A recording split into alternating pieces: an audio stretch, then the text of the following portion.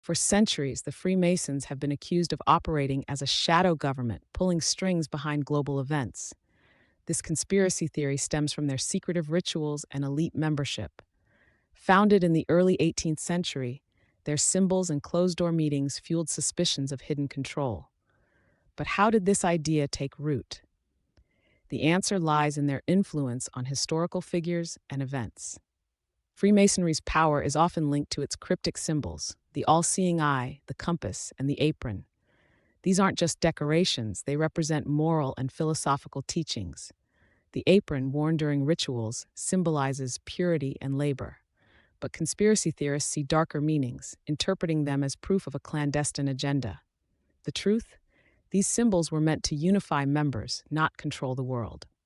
George Washington, America's first president, was a devoted Freemason. His affiliation added fuel to conspiracy theories, as critics claimed his leadership was influenced by the order. Washington saw Freemasonry as a moral guide, not a political tool. Yet his ceremonial apron, a gift from a French Mason, became a symbol of the alleged Masonic grip on power. Was his presidency truly independent, or was he a pawn? Washington's apron, adorned with stars and pillars, was crafted for his initiation. Conspiracy theorists argue its symbols encode Masonic dominance. Historians, however, note it reflects Enlightenment ideals, reason, virtue, and brotherhood. The apron's imagery mirrors the Great Seal of the U.S., deepening suspicions, but overlap doesn't prove control. Instead, it shows how Freemasonry's values influenced America's founders. In the 1820s, the disappearance of William Morgan, a Mason who threatened to expose secrets, ignited America's first anti-Masonic movement. Newspapers painted the group as a threat to democracy. Political parties even formed to oppose them. This hysteria cemented the idea of Freemasons as shadow rulers, yet no evidence tied them to Morgan's fate. Fear, not fact, drove the narrative. By the late 19th century, Freemasonry's myth merged with the Bavarian Illuminati, a defunct Enlightenment-era group. Authors like Dan Brown popularized the idea of a unified New World Order. Symbols like the pyramid on the US dollar fed the frenzy.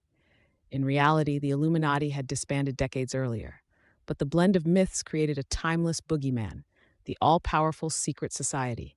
Films like National Treasure and The Da Vinci Code dramatized Freemasonry as a keeper of world-altering secrets. These stories, while fictional, blurred lines between history and fantasy. Audiences began seeing Masonic symbols everywhere, proof of their reach.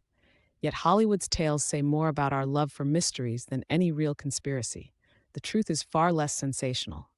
Historians agree, Freemasonry's control is exaggerated. Most lodges focus on charity and self-improvement. The elite members, often local businessmen, not global puppeteers. Even Washington's apron was an honorary gift, not a tool of domination. Conspiracy theories thrive on cherry-picked facts, ignoring context.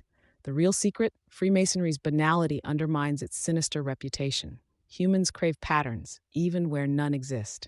Conspiracy theories offer simple explanations for complex events, satisfying our need for control. Freemasonry, with its secrecy and symbols, is a perfect canvas for projection. In uncertain times, blaming a shadowy group feels safer than accepting chaos. This psychology, not evidence, keeps the myth alive. Washington's apron endures as a relic, not of control, but of an era when Freemasonry shaped ideals. The conspiracy theory persists, it reflects our fears, not facts. Masons influenced history, but as individuals, not a monolithic force. The real shadow government? Perhaps it's the one we imagine to make sense of a world too complex to master.